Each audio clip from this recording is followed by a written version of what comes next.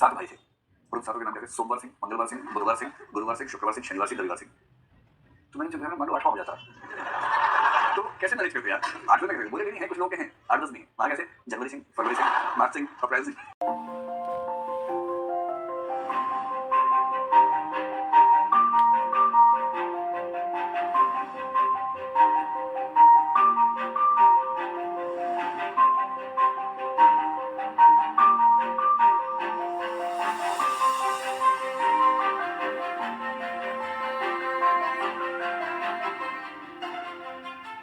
चल शुरू करते हैं। कफन के बारे में हमारी समझ तो यही है कि कफन प्रेमचंद की सबसे अच्छी कहानी मानी जानी चाहिए, 300 में से सबसे अच्छी कहानी। आज हम एक प्रश्न पे गौर करेंगे कि हिंदी प्रेमचंद की सबसे अच्छी कहानी कौन सी है, या इन 16 कहानियों में सबसे अच्छी कहानी कौन सी है। ये 16 कहानियां प्रेमचंद की सबसे अच्छी कहानियां हैं, इनमें सबसे अच्छी कहानी इन 16 में तो है ही, आप ये भी कह सकते हैं कि उनकी सबसे अच्छी कहानी है। इस पर हमारा या हिंदी साहित्य का सामान्य मत कफन को लेकर है। तो पहले कफन को देख लें। कफन में जो 2 चरित्र हैं, एक है घेसु। घेसु का बेटा है माधव, और माधव की जो पत्नी है उसका नाम है बुधिया। एक नाम और मिल गया आप लोगों को, देखिए, है ना, ये सब नाम नोट कर लीजिए अपने आस पड़ोस में। जब भी किसी घर में किलकारियां गूंजे तुरंत जाके बोलिए आज से इसका नाम बुधिया हुआ, है ना, ये इसका नाम खुन्नू हुआ, खुन्नू, ऐसे नाम बताइएगा। फिर उस घर में आपकी एंट्री बंद हो जाएगी उसके बाद ऐसे नाम तो जाएंगे। तो बुधिया, मेरा शक है कि बुधवार को हुई होगी, इसलिए इसका नाम बुधिया पड़ा होगा। मैं एक बार छत्तीसगढ़ के इलाके में, जो उस समय मध्य प्रदेश का हिस्सा था, वहां भारत सरकार के प्रोजेक्ट पे गया हुआ था। वहाँ ट्राइबल विलेजेस में हमें देखना था कि वहाँ हैंडपंप की योजना ठीक से काम कर रही है नहीं। ये बहुत पहले की बात है, मैं स्टूडेंट लाइफ में था तब की बात है। भारत सरकार ने कुछ लोगों को दिल्ली विश्वविद्यालय से भेजा था, तो मैं भी उसमें गया था। तो वहां जाके बहुत रोचक अनुभव में एक अनुभव ये भी था, एक घर में 7 भाई थे और उन 7 के नाम क्या थे? सोमवार सिंह, मंगलवार सिंह, बुधवार सिंह, गुरुवार सिंह, शुक्रवार सिंह, शनिवार सिंह, रविवार सिंह। तो मैंने उनसे पूछा, मान लो 8वां हो जाता तो कैसे मैनेज करते यार? 8वें में कैसे? बोले नहीं है, कुछ लोगों के हैं 8-10 भी हैं। वहां कैसे? जनवरी सिंह, फरवरी सिंह, मार्च सिंह, अप्रैल सिंह, ऐसे नाम चल रहे हैं।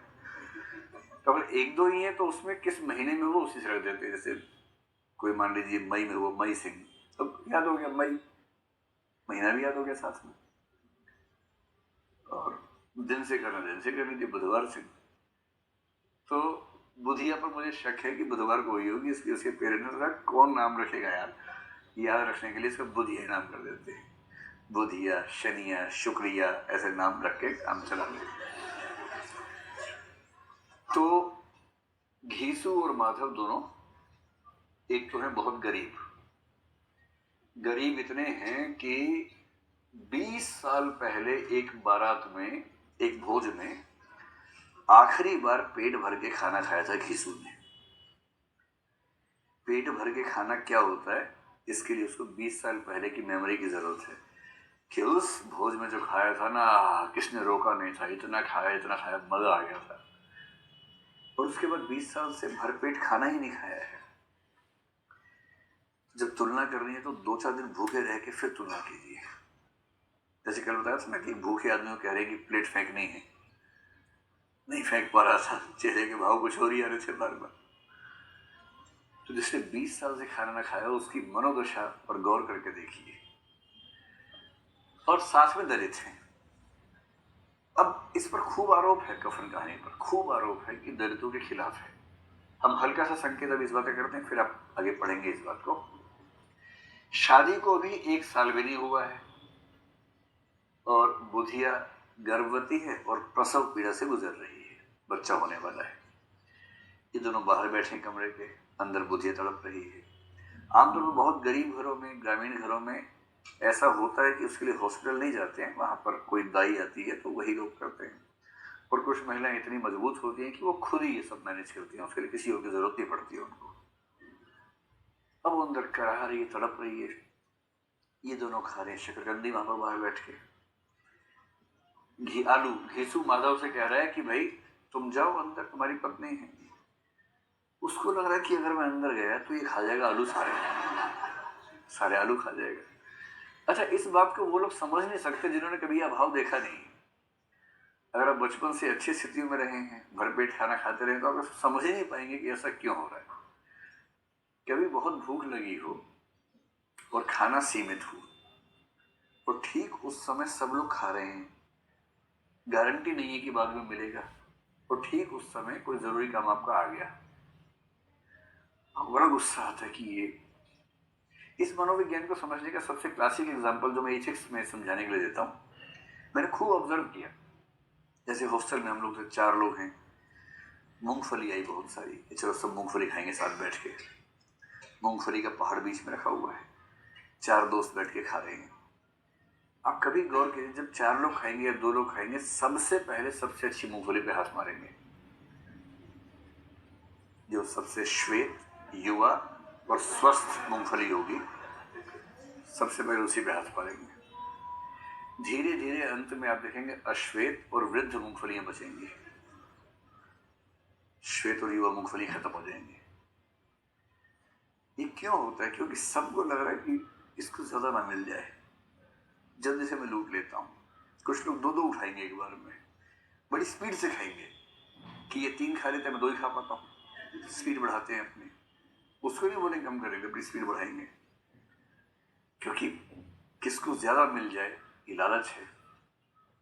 और वही मूंगफली आप एक आदमी को दीजिए अकेले खाने के लिए, उसका क्रम चेंज हो जाता है। पर कई लोग ऐसे होते हैं, कई हो सकते हैं उन पर लगते, लेकिन जनरल लोग क्या करेंगे, पहले खराब खराब खा लेंगे, बस ये गारंटी हो कि अंत तक कोई आएगा नहीं बीच में। ये गारंटी अगर है तो पहले खराब खराब मूंगफलियां खाएंगे, अच्छी अच्छी बचा लेंगे, उसके बाद अच्छा माहौल बना के अब अच्छी अच्छी मूंगफली खाएंगे, अंत भला तो सब भला, अंत में टेस्ट अच्छा होना चाहिए। तो बहुत भूखे व्यक्ति के सामने अगर भोजन हो और साथ में कोई जिम्मेदारी हो, तो उसकी ज्यादा रुचि किसमें रहती है? भोजन में रहती है। घिसू डांट रहा है, मेरी बहू है, तेरी बीवी है, तुझे जाना पड़ेगा, और वो जाने को तैयार ही नहीं है। गुस्सा भी आ रहा है उसको, अरे मरना तो पहले ही मर जाना, क्यों परेशान कर रही है? इतना संवेदनहीन हो गया है। और इस संवेदनहीनता का संबंध दलित होने से नहीं है, गरीब होने से। ऐसी गरीबी व्यक्ति की संवेदनाओं को मार देती है। फिर बुद्धिया मर गए थोड़ी देर में, अब मर गए तो सोचे अब क्या करें भाई, ये तो मरी गई, वो तो कफन चाहिए, इसके लिए अंतिम संस्कार करना होगा, पैसे है नहीं। और इन दोनों की ख्याति ऐसी हो चुकी है, आर्थिक वित्त बाजार में इनकी स्थिति ऐसी है कि किसी से ही पैसा मांगते हैं तो लोग इसको देने से कतराते हैं, क्योंकि पैसे वापस नहीं मिलेंगे, गारंटी इस बात की है पूरी, इसमें कोई शक शुबहा नहीं, पैसे नहीं ही मिलेंगे।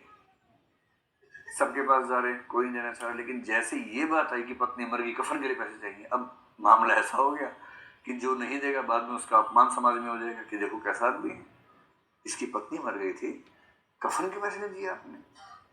तो कफन के लोग पैसे दे देते हैं और पैसा इकट्ठा हो गया 5 रुपए। अब ये पैसे लेके निकले कफन खरीदने के लिए। कल्पना कीजिए, 2 ऐसे लोग जिन्होंने पिछली बार 20 साल पहले भरपेट खाना खाया था, उनके पास 5 रुपए हैं। 5 रुपए में से 36 के हैं, तो आज के मान लीजिए 500 या 1000 रुपए मान लीजिए, उतने लेके निकले हैं। अब मन मेरा, कफन तो जल ही जाना है, और वो जिंदा होती तो क्या चाहती, पैसे इस पे खर्च कर दें या कुछ अच्छा काम कर ले। और रास्ते में रेस्टोरेंट मिल गया, किसी ने किसी से बात नहीं कि दोनों के पैर अपने आप मुड़ गए वहां पर। एक आंतरिक तारतम्य ऐसा है दोनों के बीच में। पर पैसा पहली बार इतना है कि भरपेट खा पा रहे हैं, आराम से पेट भर के खाई पूरियां पूरियां, और जब खा लिया उसके बाद बच भी गया है खाने के बाद, ऐसा पहली बार एहसास हुआ उनको। वहां एक भिखारी बैठा है, तो माधव ने बची हुई पूरियां उसको दे दी कि लो खाओ। ये बड़ा गहरा संकेत है, और पहली बार माधव ने देने के संतोष को महसूस किया। एक संकेत है कि गरीब आदमी, भूखा आदमी बुरा नहीं होता है, पेट भरते ही उसके अंदर अच्छा होने की संभावना आ जाती है। जो आदमी अपनी पत्नी के कफन के पैसे से खाना खा रहा है, वही अपना पेट भरते ही दूसरे भूखे आदमी को खिलाना भी चाहता है। उस आपने शराब पी ली है, नशे में है, गीत गाते हुए चल रहे हैं, आगे आगे जाके लुढ़क गए हैं और कहानी यही खत्म हो गई। अब जो परंपरागत पाठक है, जैसे आप भी अभी परंपरागत पाठकों में ही शामिल हैं, आपको खुदबुद हो रही होगी कि हुआ क्या उसके बाद, कफन लाए कि नहीं लाए, जलाए कि नहीं जलाया कम वक्तों ने, है ना। तो ये जो डिमांड है ना कि कहानी एक निश्चित अंत पर पहुंचनी ही चाहिए, ये डिमांड परंपरागत पाठक की होती है। लेकिन आजकल की कहानीकार स्मार्ट हो गए, वो किसी अंतिम बिंदु पर कहानी को पहुंचाते ही नहीं। कहते जो आपको सोचना है सोच लीजिए, जो कल्पना करनी कर लीजिए, हमारी कहानी यहीं तक की थी, इसके बाद आपको जो सोचना है सोचिए। और कफन पर एक आरोप यह है कि प्रेमचंद ने इनको दलित क्यों दिखाया, चमार जाति का क्यों दिखाया। क्या वो ये कहना चाह रहे हैं कि दलित लोग इतने संवेदनहीन होते हैं? अच्छा, प्रेमचंद को आप देखेंगे तो 1910 के आसपास की कहानियों, बड़े घर की बेटी शुद्ध घर, या जैसे 1920 के आसपास की कहानियों में, जैसे बूढ़ी काकी है, उसमें एक वाक्य आया था कि ब्राह्मणी जूठे पत्तल खाए, इससे बुरा दृश्य क्या हो सकता है। तो लगता है कि वो शुरू में थोड़ा थोड़ा उस तरह का माइंडसेट रखते होंगे, जिसमें उनकी गलती नहीं होगी। उन्होंने जो अपने परिवार से सीखा, समाज से सीखा, वो सीख के बड़े हुए होंगे। लेकिन सदगति में आपने देख लिया कि वो न केवल दलित समाज के प्रति संवेदनशील हैं, बल्कि दलितों की उठती हुई अधिकार चेतना का समर्थन कर रहे हैं। गोदान में आप देखेंगे कि एक कैरेक्टर है, दाता दीन और माता दीन, बाप बेटा है। माता दीन एक ब्राह्मण है, किंतु उसका एक दलित महिला से संबंध है, उसका नाम सिलिया है। और बाद में सिलिया के परिवार ने उस पर दबाव बनाया और दबाव बना के उसको एक तरह से कहिए कि ब्राह्मण वर्ग से बाहर निकालने के लिए भूमिका बना दी। पर कहानी के अंत में माता देवी ने सिलिया को अपना लिया और उसका पति बन गया, और अब वो पूरी तरह से वर्ण व्यवस्था के इस चंगुल से बाहर निकल गया है। और सिलिया के परिवार के भीतर दलित चेतना इतनी आक्रामक दिखाई गई है, और उस उपन्यास को पढ़ के कहीं भी ऐसा नहीं लगता कि प्रेमचंद इस उभरती हुई आक्रामक दलित चेतना का मजाक बना रहे हैं या विरोध कर रहे हैं, समर्थन कर रहे हैं। सदगति में भी उस चेतना का समर्थन कर रहे हैं। तो सदगति में अगर समर्थन है, तो उसके कुछ वर्षों बाद 1936 में लिखी गई कफन कहानी में, और उसी साल जिस साल गोदान भी लिखा, और गोदान में सिलिया का कैरेक्टर भी आ रहा है, सिलिया का परिवार भी शामिल है। कैसे मानने की एक ही समय में प्रेमचंद दलित विमर्श का समर्थन और विरोध दोनों कर रहे थे। तो जो एक सामान्य समझ हिंदी साहित्य में है, अभी से इसको समझ लें, इस कहानी में घीसू और माधव को दलित बताना, और साथ में इनके बारे में खास बात क्या है, कामचोर, वित्तीय मामले में एकदम बेशर्म इनको बताया गया है, एकदम बेशर्म। अच्छा, ये बेशर्मी जो है ना, आ जाती है एक समय के बाद। जैसे कोई बहुत गरीब है, बहुत खुददार है, नहीं चाहता उधार लेना, गरीबी इतनी है, नौकरी है नहीं, बेरोजगारी है, बहुत कोशिश करता नौकरी मिल जाए, नौकरी मिलती नहीं उसको, क्या करेगा, किसी दोस्त से उधार लेगा, उधार चुकाना चाहता है पर पैसे हैं ही नहीं उसके पास, अब कैसे अगला महीना गुजारे, किसी और दोस्त से उधार लिया, धीरे धीरे सारे दोस्तों से एक एक बार उधार ले चुका है। अब इसके बाद क्या करेगा, इन दोस्तों में से वो दोस्त जो थोड़ा इमोशनल है, जो दूसरी बार भी उधार दे सकता है, उसके पास जाएगा। एक आध दोस्त फोन करेगा, यार तुमने पैसे वापस देने से दिए नहीं, मैं कोशिश कर रहा हूं जल्दी दूंगा। मान लो 6, 8, 10 महीने हो गए और उसके पास इंतजाम है ही नहीं पैसों का, और जिंदा रहने के लिए पैसे चाहिए ही चाहिए, उधार चाहिए चाहिए, तो ये व्यक्ति एकदम बेशर्म हो जाता है। कोई कह रहा पैसे कब दोगे, देंगे जब होंगे, और हैं, क्या करें। इसको पता कि शर्म अफोर्ड नहीं कर सकता। देखिए, शर्म एक इलीट वस्तु है जो अफोर्ड करनी पड़ती है। शर्म वही अफोर्ड करेगा जिसके पास इतनी स्थितियां हैं कि वो अपना जीवन गुजार सकता है।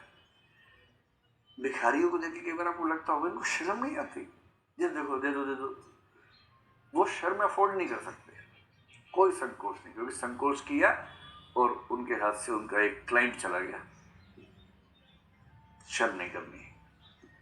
तो इनकी बेशर्मी, इनकी काम चोरी, इसका संबंध इनके गरीब होने से है, दलित होने से नहीं है। और प्रेमचंद सिर्फ ये दिखाना चाह रहे हैं कि दलित समाज के लोग प्रायः अपनी गरीबी और बुरी स्थितियों में किस हद तक चले जाते हैं कि सामान्य मानवीय जीवन जीने की संभावना बचती ही नहीं। तो हमारा स्टैंड हमेशा ये रहेगा कि प्रेमचंद कफन कहानी के माध्यम से दलितों की दुर्दशा का अंकन करना चाह रहे हैं, न कि दलितों पर व्यंग्य करना चाह रहे हैं। और तर्क मैंने वो पहले दिया, सदगति का जिक्र भी करेंगे, गोदान का जिक्र भी करेंगे, और तब तुलना करके बताएंगे कि प्रेमचंद पर यह आरोप लगाना क्यों गलत होता है। स्पष्ट एकदम। ये 7 कहानियां तो बहुत प्रमुख वाली हो गई हैं।